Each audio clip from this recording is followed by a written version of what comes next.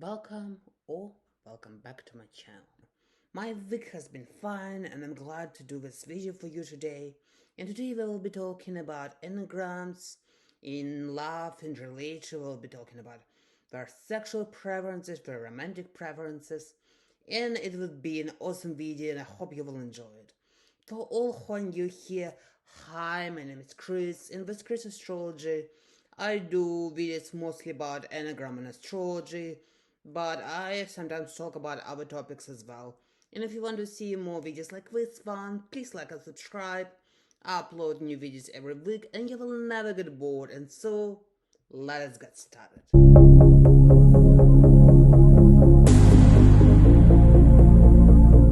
So today, as I stated earlier, we'll be doing a new series about Enneagram and love in relationships and their sexual preferences.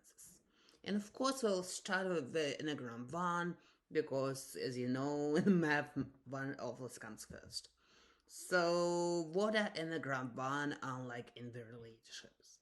I think the first thing you will notice about Enneagram 1 is that they always arrive early to their dates and they would be very frustrated if they had arrived late. And they usually wear very strict clothes and they try to be very traditional. Why are we doing so? Mostly it's for two reasons. First of all, Enneagram 1 is a little bit more conservative and they're very vanilla in their approach to relationship and love.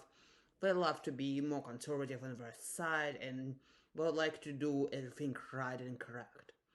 And for the second reason, they want to be the ideal partner, but not in flash way. It's Enneagram 3.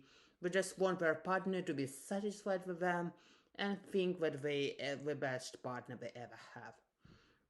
So Enneagram 1 strives for perfection and they want their partner to see them as ideal romantic candidate for them.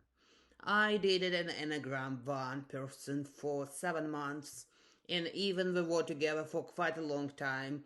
She sometimes felt frustrated during our dates because she thought I was bored with her or that she is not good enough or that she's a replacement for somebody better. So sometimes you probably would feel a little bit like you need to reassure your partner a lot about how much you love them and how much they meant for you. So this is a good thing to think about. But because Enneagram 1 wants to be this perfect partner, they usually are very polite, they very, very nice and conservative people. They would always be very loyal and they would be very traditional partners and many of them are have religious beliefs. So if you want to have a partner from the same church as you, Enneagram 1 would probably be a good candidate because they would enjoy going to church and having a religious conversations with you. Also, Enneagram 1 because you want to be this perfect partner in the moral stances of it. This would probably be a person who has sex very late in the relationships. They would be very conservative in how they have sex. And yes, sometimes they have some kinky preferences, but most of all, they're very traditional and they would be very conservative in their sexual approach and they would not do anything crazy. Also, I would like to say that Enneagram 1 people often can be a little bit more dominant in the relationships, and if we were talking about male Enneagram 1, they would probably be the household leaders and they would be able to protect their family and take care of their wife and children. They would be a traditional husband, like very good traditional old-fashioned husband. In you will have a life how it was in 50s where everybody is loved and adored and everybody is doing pretty well and have this conservative home life where children are in the family and everybody has the harmonious relationship. Although Enneagram 1, as I said before, sometimes they have some kinky preferences as well, but they will probably be too scared to practice them at home because they would think that people would think they're weird. So usually Enneagram 1 does their kinky stuff before they get married with some casual relationships. Mostly Enneagram 1 have a lot of long-term relationship, but sometimes, especially before marriage and in the young years, they can have some casual sex, and probably they would be in the place where nobody knows. Like for example, at their friend's party, where like their friend is the only person they know, or maybe even abroad. Because Enneagram 1 would, in young years, would probably try to experiment sexually, but they would be very concerned about how people will feel about it, and they would probably try to do it in secret. Also, Enneagram 1, because they're very low of themselves, like they can be kinky in young years, and it will be very for a very short period of time. But like when they marry, they always never cheat, so they can be very possessive of their partners, but it's not in a bad way. They just want their partner to be as loyal as they are, and Enneagram 1 is very loyal.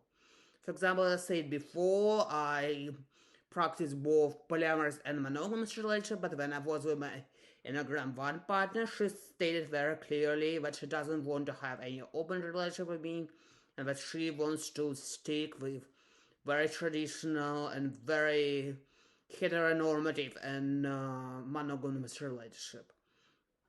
So yes, we would probably like something like this with good structure and with no cheating or sleeping around. We would be loyal to only you in marriage, and we would expect the same from you.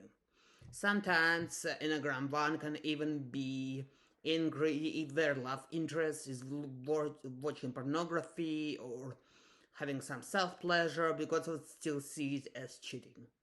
And what are the best candidates for Enneagram 1 to marry? I think Abiha was saying a good thing about it on her Instagram, but to be honest, yes, there is no best compatibility in Enneagram. Every compatibility can be very successful if you do it right. However, there are of course some Enneagrams which, in my opinion, go better with each other. For example, if you're female, Enneagram 1, I would probably recommend you to get married to a husband who is Enneagram 9 or 5. Because they're mostly conservative people, and they focus on their career and their home life, and it would be very peaceful and very helpful marriage. And if you're male Enneagram 1, I'd probably recommend you to marry a woman who's Enneagram 2 or 9 as well, because 2 is very caregiving and 9 is very peaceful. But also you can go for something more crazy and marry Enneagram 7, because sometimes males who are Enneagram 1, they sometimes can feel it is a bit too controlled and too they can be sometimes too much caught in their thoughts and their feelings, and they would like to have something more fun in their life. So for these people, I recommend you to marry Enneagram 7, because this wife would be very fun-loving and very outgoing, and she can make your life more social and more fun. Especially, I would recommend you to marry Enneagram 7 and 6, because these people will be very light and will bring a lot of peace and joy into your life. And I hope you like my video. If you want to see the next one, please like and subscribe. I upload new videos every week, as I said before, and you will never get bored. And you also can follow me in my Instagram.